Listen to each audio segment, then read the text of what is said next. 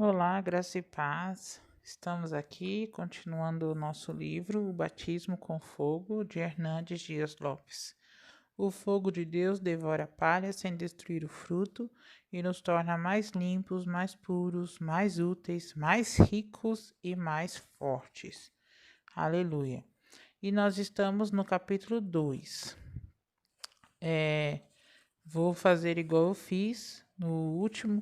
Vou ler todas as passagens bíblicas. Vou estar aqui bem concentrada para a gente manter aí o foco nas instruções que o pastor Hernandes está dando, né, através do livro, mas também nas instruções que o Espírito Santo está trazendo nos nossos corações.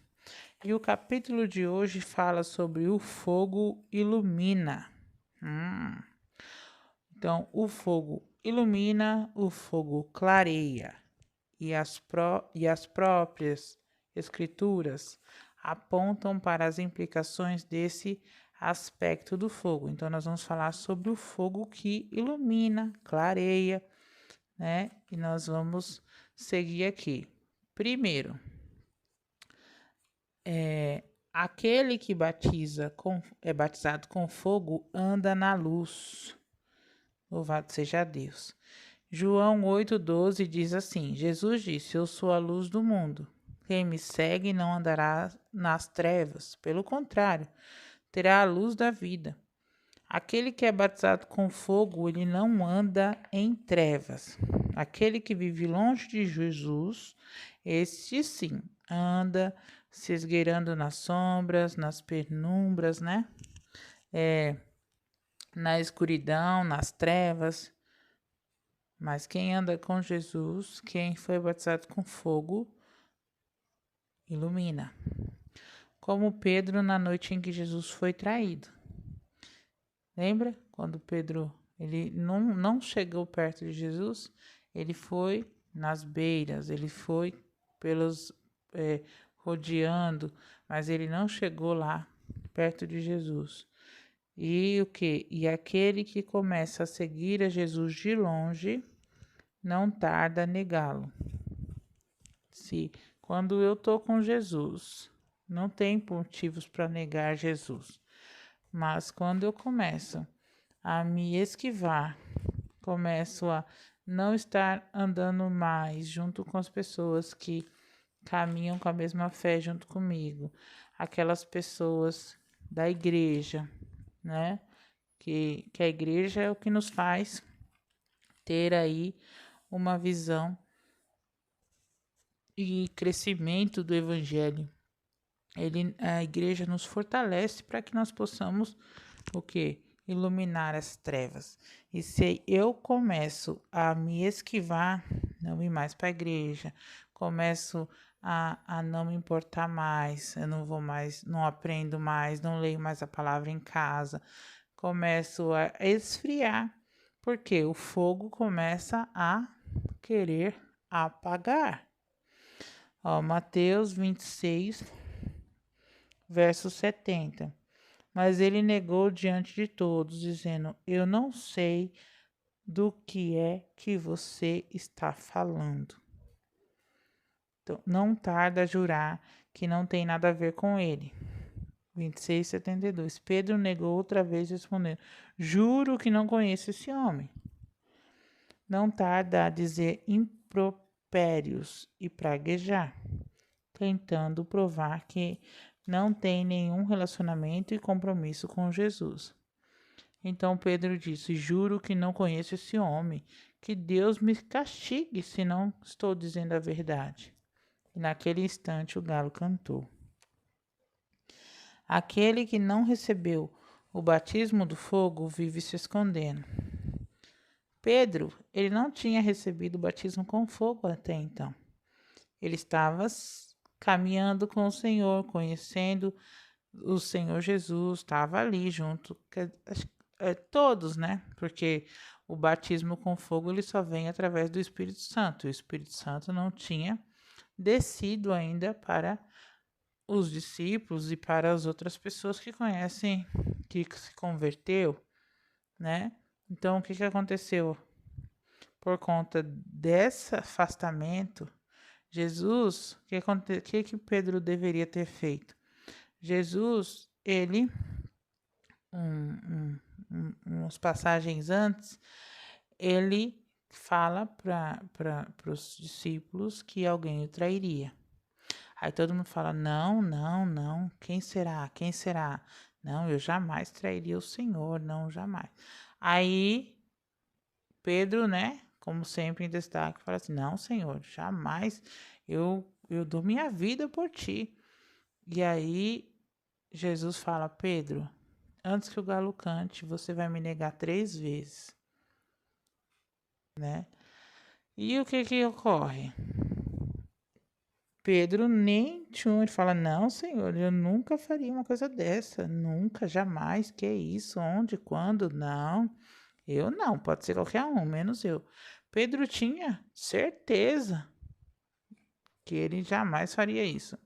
Só que quando o Senhor Jesus fala para ele: Pedro, vamos orar. Pedro não, os discípulos, né?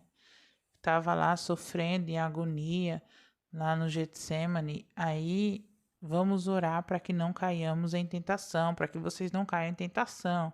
Tipo assim, ó, eu avisei que vocês vão cair. Se vocês não estiverem preparados, o tombo é maior, né? E o que eles fazem? Eles dormem.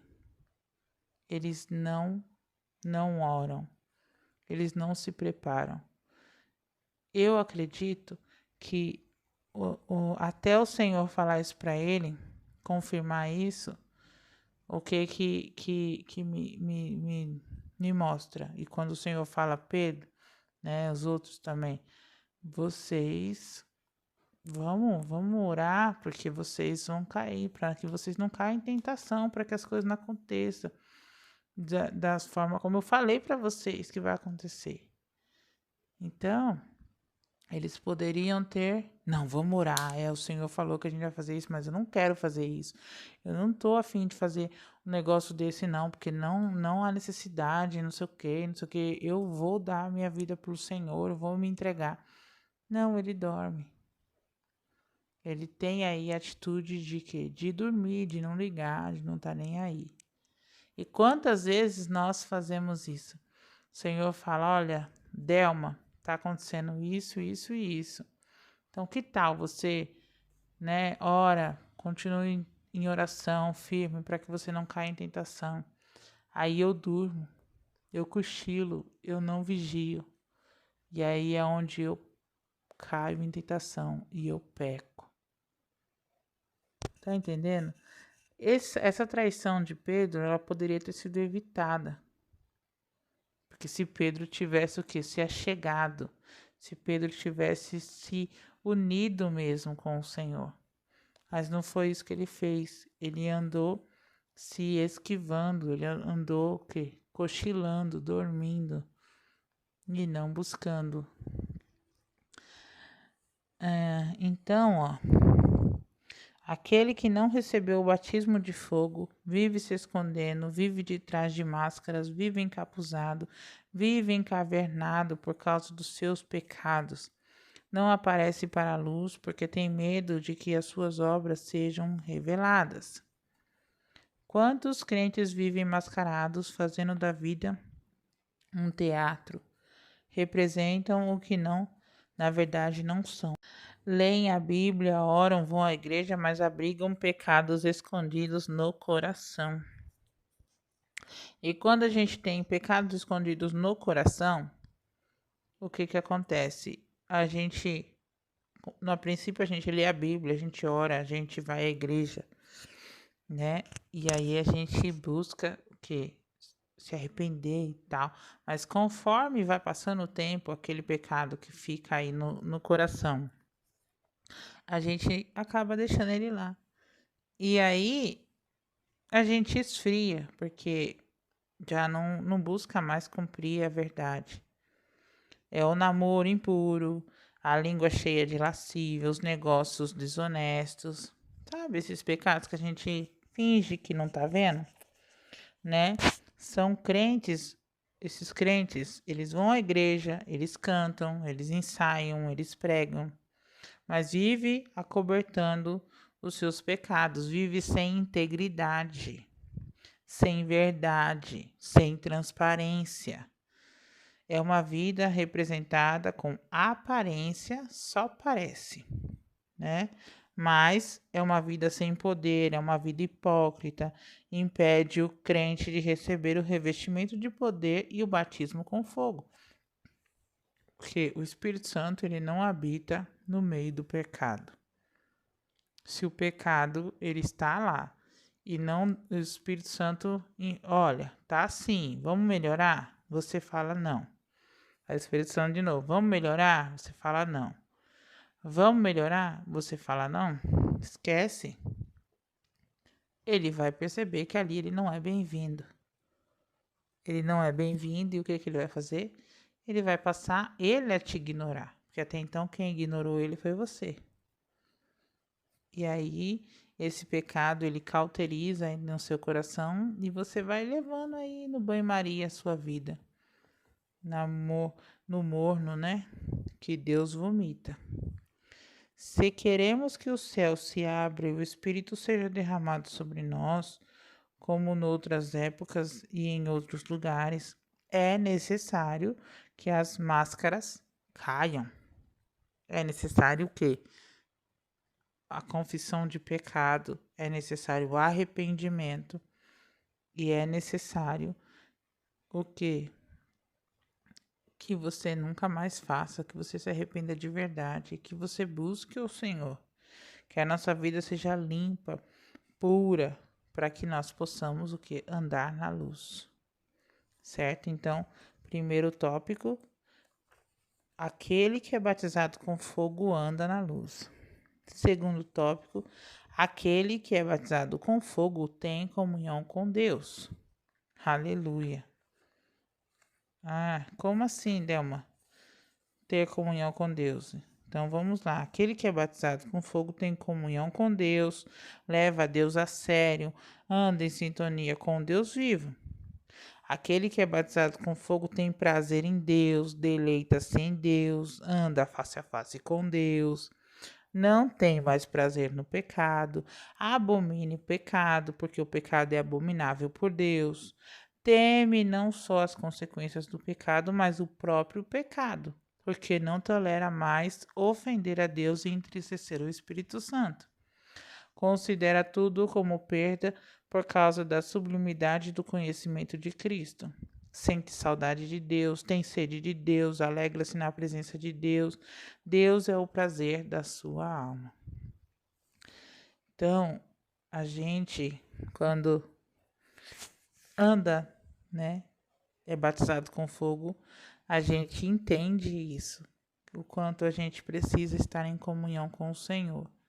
Estar na presença do Senhor vale mais do que mil outro lugar. Ah, com certeza. Estar na casa do Senhor, e a casa do Senhor que eu falo é em nós. O Senhor habita em nós. E você tá lá junto com o Senhor, batendo aquele papo, tomando aquele cafezinho com Deus.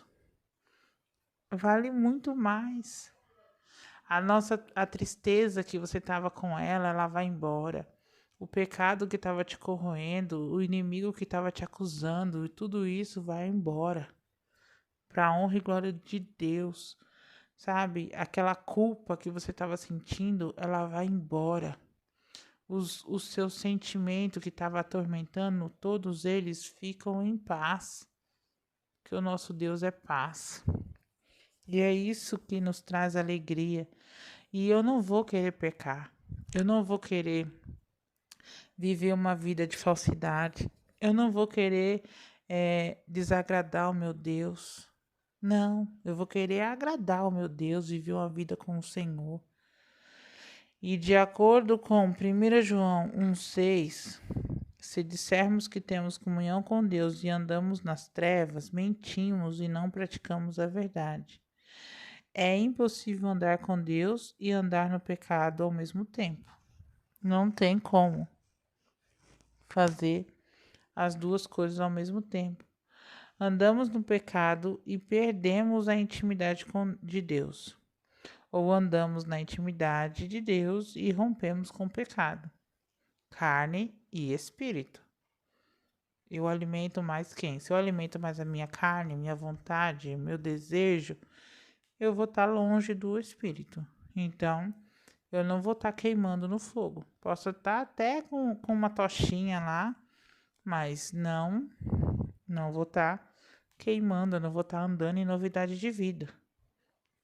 Enquanto, se eu alimentar o meu espírito, a minha carne, os meus pecados, todos eles são que diminuídos e eu acabo que de vez com isso. Eu não vou cair em tentação, eu vou me manter pura, eu vou me manter pronta para o Senhor. Enquanto abrigamos práticas pecaminosas em nossa vida, enquanto albergamos pensamentos impuros em nossa mente, enquanto alimentarmos nossos olhos com a lascívia, não haverá batismo de fogo entre nós. Não adianta, tá?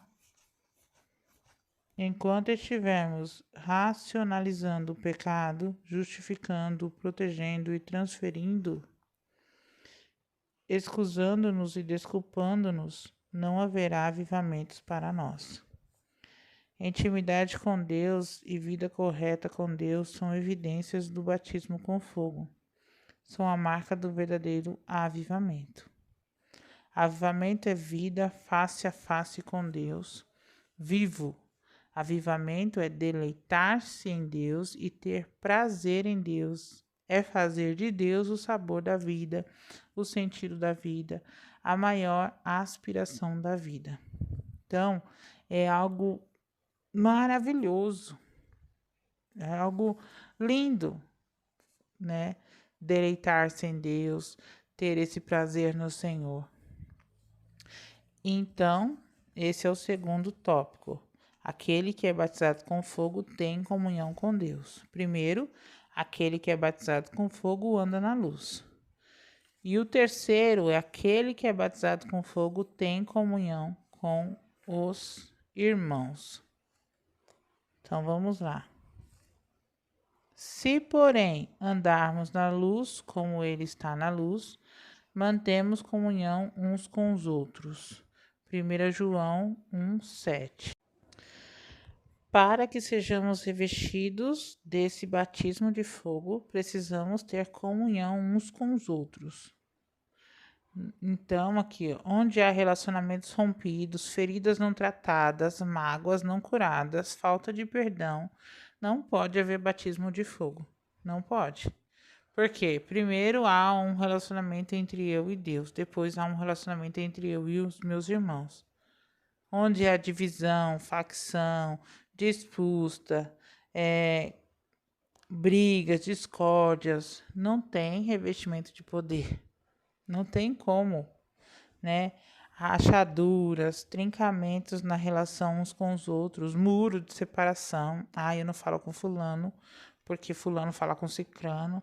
Ai, não. Isso é preconceito, discriminação, acepção de pessoas. Não há espaço para o derramamento do Espírito Santo. Não há. Eu preciso amar o meu irmão. É o segundo mandamento. Ame ao Senhor teu Deus de todo o teu coração, toda a tua alma, toda a tua força. E ame ao teu próximo como a ti mesmo. Então, se eu não amo o meu próximo, quem são os meus próximos? São as pessoas que estão ao meu redor. Se eu trato elas dessa forma, como que o Senhor vai derramar o teu Espírito? Vai nos batizar com o fogo dele? Se isso só faz o que? Apagar o fogo. Onde há corações exagerados pelo ódio, amargura, rancor, ranço, Deus não se manifesta. Onde o ressentimento queima, as chamas do Espírito Santo apagam-se. Se você está dando mais razão à sua alma, não tem como você crescer aí espiritualmente. Porque eu tenho que deixar o Espírito Santo junto com o meu espírito, né? Linkar aí os dois, unir os dois, para que eu consiga o quê? Ter um espírito forte E aí sim, deixa o Espírito governar. Porque a partir do momento que a minha alma gritante começa a governar, algo vai dar tudo errado. E aí é onde eu vou me enfraquecer em vez de me fortalecer. A igreja onde o amor não banha e não asperge a comunhão dos irmãos não pode experimentar o batismo de fogo. Se queremos de fato avivamento, precisamos acertar a vida uns com os outros. Verdade. Em 1992, preguei este sermão em São Paulo, e ao término da mensagem, quando nos ajoelhamos para orar, ouvi um murmúrio dentro da igreja, soluços de choro convulsivo. 2 líderes daquela igreja estavam brigadas, cheias de mágoa, uma com a outra. O Espírito de Deus as tocou e saíram as duas correndo, uma em direção à outra, abraçaram-se no meio do corredor e choraram longamente, pedindo perdão uma à outra. Deus derramou poderosamente do seu Espírito naquela reunião e muitas vidas foram salvas ali. Louvado seja Deus. O reverendo Erlo Steng conta que certa feita ele pregava em sua igreja em Kauai, Sisabantu, África do Sul, sobre a necessidade de reconciliação entre eles, de repararem os erros, de acabarem com as intrigas, com as mágoas e darem um basta ao espírito de altivez e soberba que gera os conflitos e os ressentimentos. Expondo ele o texto de Mateus 5, vamos ler lá, Mateus 5, 23 e 24. Portanto, se você estiver oferecendo no altar a sua oferta a Deus e lembrar que o seu irmão tem alguma queixa contra você, deixe a sua oferta ali na frente do altar e vá logo fazer as pazes com o seu irmão. Depois volte e ofereça a sua oferta a Deus. Chamou-lhes a atenção para o fato de que o culto e a oferta, sem o acerto de nossa relação com os irmãos, não tem valor diante de Deus. Uau, isso é muito forte. Aqueles crentes sedentos por avivamento saíram todos. A igreja ficou vazia. Foram imediatamente acertar a vida uns com os outros. Olha o quanto isso é muito importante.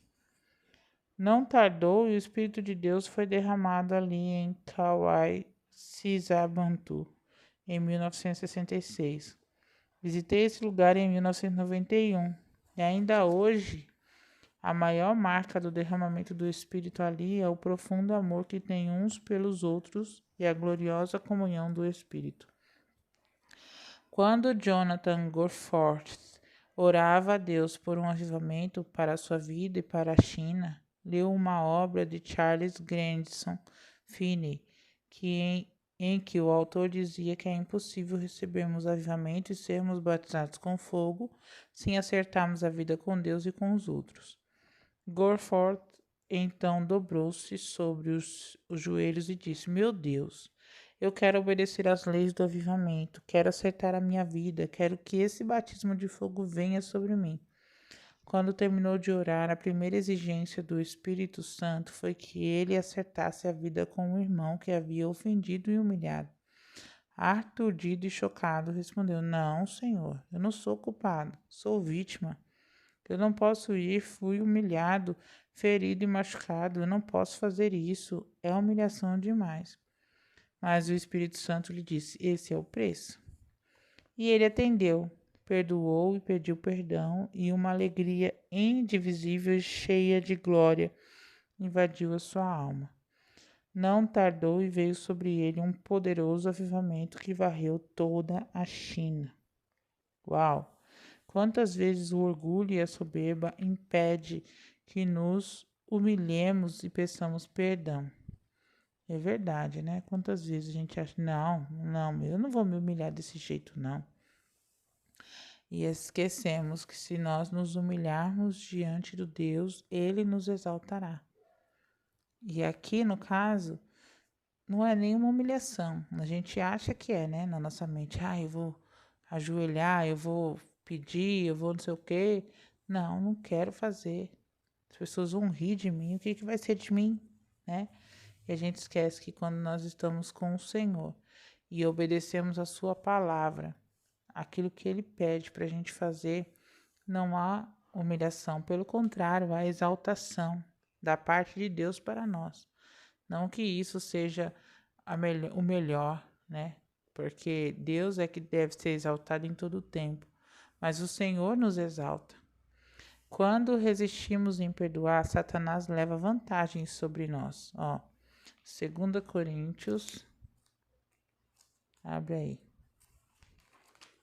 2 Coríntios, capítulo 2, versículo 10 e 11. Quando vocês perdoam alguém, eu também perdoo.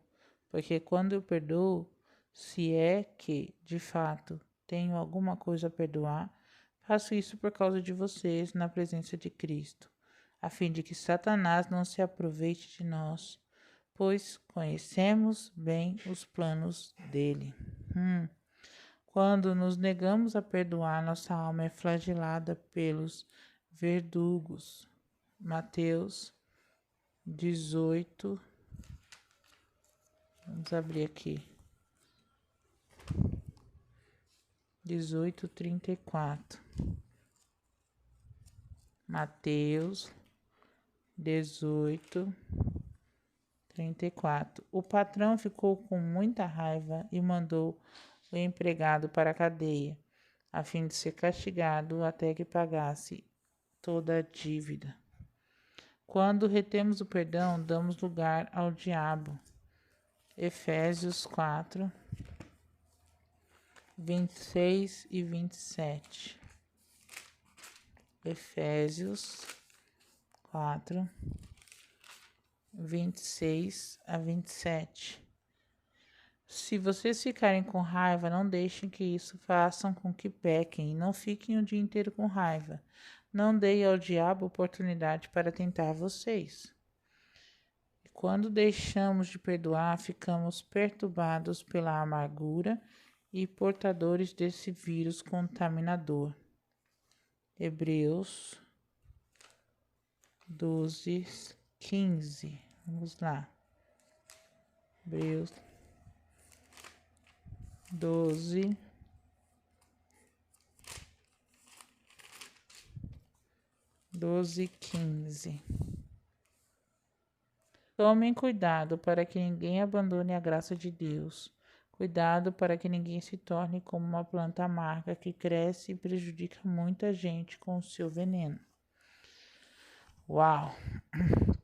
Quantas vezes armazenamos no porão da nossa memória mágoas históricas e antigas? Entulhamos o sacrário da nossa alma com ressentimentos embolorados e azedos e ficamos curtindo esses ranços que nos infernizam, que cerram os céus sobre os nossos corações e nos enjaulam numa vida miserável e infeliz. Quantas vezes tem pessoas que morrem por falta de perdão? O perdão, ele estraga a nossa vida. A falta de perdão, né?